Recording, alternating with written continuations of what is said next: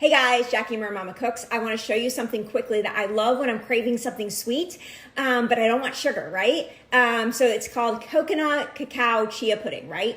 So basically I take coconut milk, half a cup of coconut milk. You want to get this, I love native forest, no guars, no gums, it's unsweetened.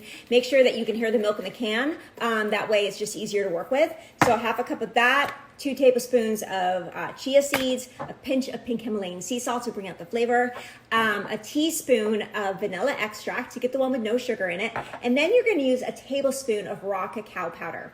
And then you're just going to mix these all together. The vanilla and the coconut milk are going to bring out the sweetness of this. Even though this has no sugar in it, it's going to taste sweet. It actually tastes like chocolate mousse. So you're going to give it a stir with a whisk so you incorporate all the chia seeds. 10 minutes later, give it another stir. As you can see, mine's pretty thick now. I could eat it now if I wanted, but I'm going to put it in the fridge and save it for tomorrow.